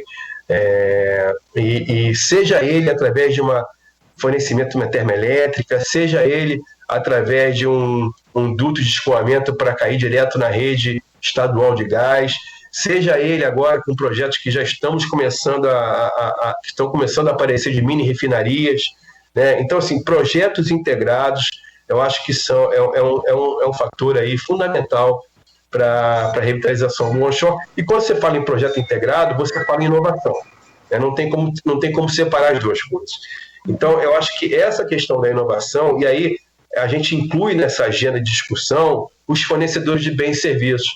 Eles são importantíssimos, porque eles trazem, às vezes, um mecanismo, um instrumento, um ativo que, às vezes, nem é de conhecimento de um operador de um campo de petróleo e gás, como ele pode ali diminuir o custo do seu ativo, né? Então, eu acho que essa troca com a cadeia de fornecedores de bens e serviços, ela é fundamental. Então, o primeiro ponto é esse, projeto integrado / inovação, eu acho que é fundamental. O segundo ponto que eu acho fundamental é o gás natural. Eu acho que o gás natural ele tem sim que ganhar uma visibilidade muito importante no âmbito das discussões do programa REAT. Eu acho que existe gás no onshore, esse gás tem custo viável, né? O que a gente tem que superar aí, e só vamos fazer isso de forma conjunta, são alguns entraves aí, alguns de formas regulatórias, outras questões ambientais, né? ou umas questões aí, talvez de arrecadação, enfim, mas a gente tem que unir esforços nessa pauta convergente do melhor aproveitamento do gás. A gente está vendo aí como isso é difícil, alguns estados estão saindo na frente, buscando a regulamentação do consumidor livre, mas você vê que, como a Anabal aí citou, lá no Amazonas você já teve uma sinalização positiva um mês atrás, aí agora tem uma negativa, depois você vai, depois você volta. Enfim, é difícil, mas é algo que isso está no âmbito do programa Novo Mercado de Gás, que é um programa que conversa com o REAT quando a gente fala de onshore.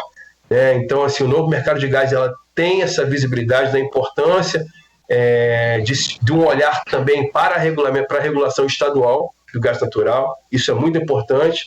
E eu acho que o gás também é uma pauta na qual o programa REAT deve ter foco, porque também, como eu disse, 2 coisas importantes para a revitalização do onshore, na minha visão. A questão do projeto integrado / inovação e o gás natural.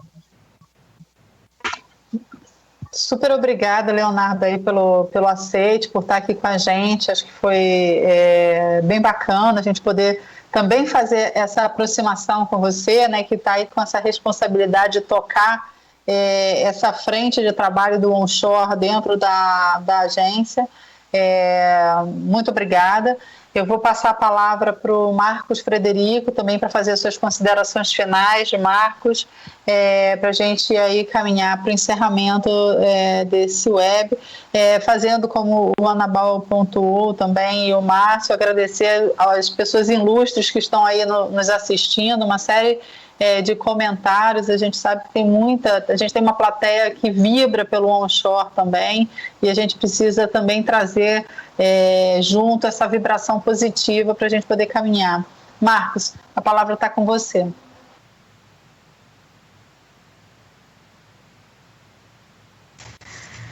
O microfone. Opa, pronto. Para finalizar, eu diria que a responsabilidade é enorme, né? Nós, agentes do governo, dos agentes do mercado, e a EPE está imbuída, né? Junto com a ANP, principalmente, andamos hoje de mão dadas, né? São duas colunas, mais a do Ministério, mais a do mercado. A gente tem uma parceria, uma sinergia muito legal. Isso, uma das coisas que foi promovida pelo Márcio Félix. Isso no início, principalmente cada um no seu quadrado, e os dois juntos fazem um retângulo maior, né? Mas foi muito importante isso. Hoje a gente consegue produtividade, né, e consegue conversar com agilidade. Então, o nosso compromisso é que essa camada perene do Estado, que é a EPE, que é a ANP, continua, né? As mudanças acontecem de pessoas e tal, deslocamento, mas dá segurança para quem está lá do outro lado, né? Tá assim, olha, tem gente cuidando lá, o Marcos está lá, né, o Léo está lá, então, se não tiver, vai ter a Regina, vai ter o Gabriel, vai ter outras pessoas, e a gente tem sempre preocupado, principalmente no REAT, eu tenho procurado ir com a equipe inteira para poder estar todo mundo em tempo de bala, porque a gente não sabe o que acontece, Zé Mauro, né, saiu e tal. Então, para dar segurança para vocês. Então, eu quero passar para todos que estão vendo, a IPE ver essa visão. Na fase anterior do REAT, nós vimos essa solução de mini refino, nós vimos a solução de outras coisas relacionadas ao gás, a própria geração distribuída. Então, a gente está preparando um leque de opções para poder juntar essa parte do mercado que está oferecendo e dar um entendimento para quem é o pequeno investidor, por que ele tem que fazer um cálculo ali para saber qual é a melhor solução para ele, e às vezes uma solução que ele não está enxergando. Então, a gente vai está procurando fazer uma série de opções para a gente poder motivar e talvez conseguir investimentos até de baixo custo, né? Assim, reduzir custos, etc. Então, sempre à disposição. Eu quero agradecer, além de vocês, eu quero agradecer a minha equipe. Minha equipe está o tempo todo ao home office, mas todo mundo em alto giro, principalmente na pessoa da Regina, que a Regina tem realmente hoje tocado muita coisa que eu não estou conseguindo, porque eu sou responsável pelo REAT e pelo novo mercado de gás hoje. Então, é muito assunto, mas estamos sempre em dia aí. Obrigado, um abraço a todos vocês. Marcos, muito obrigada pela tua contribuição, obrigada pela equipe também, a gente conhece o compromisso de vocês também. Eu queria dizer também que esse REAT, ele trouxe para a iniciativa privada uma coisa bastante interessante, né? Porque ele surgiu, isso foi muito falado no início, ele foi lançado aí com a batuta do Márcio, fazendo exatamente essa aproximação do público com o privado, né? O privado está dentro da programação, responsável por duas das frentes dentro do programa, e a gente acredita que esse canal que a gente está abrindo aqui hoje, desses webinars, faz parte do REAT, né? Esse é um canal de comunicação, é o canal de uma das frentes do REAT, para a gente manter a iniciativa privada sempre conectada com o público e contribuindo, né? Para que a gente possa exatamente ter essa escuta sadia e essa troca de informações e de conhecimentos que é fundamental para as boas decisões e para os bons resultados que a gente vai poder colher ali na frente. Então, assim, com essa fala eu quero deixar a gente, né, e aí eu acredito que posso falar em nome da BPIP e do Anabal também, a gente está super à disposição em qualquer momento que vocês queiram consultar a nós ou a qualquer associado, indústria que esteja aqui no nosso radar para a gente poder contribuir de qualquer forma para os melhores resultados do nosso onshore, tá? Agradecer muito a todos vocês. Márcio, você quer fazer alguma outra consideração para a gente encerrar? Não? Então, Karine, gente, muito obrigada. Karine, só para eu esqueci na fala, só de agradecer o convite, tá, dizer que a agência, como sempre, está à disposição para participar de outros debates, tá, e que foi um prazer estar aqui com vocês, agradecer os ouvintes aí, tá, ok? Muito obrigada, Leonardo. A gente sabe do compromisso aí de vocês, a gente vai avançando e a gente vai conseguir chegar nesse resultado e nisso que a gente tem aqui, a gente tem a certeza de que é possível e a gente vai agora ousar um pouco mais para a gente conseguir avançar de uma forma mais célere, com certeza. Muito obrigada a todos, obrigada aos que nos assistem, obrigada também a quem está lá no Ministério também tocando as agendas e as pautas e que não está conseguindo estar com a gente hoje, mas que futuramente vai estar também para trazer uma palavra aqui e atualizar a gente. Obrigada a todo mundo, um beijo para vocês, até a próxima.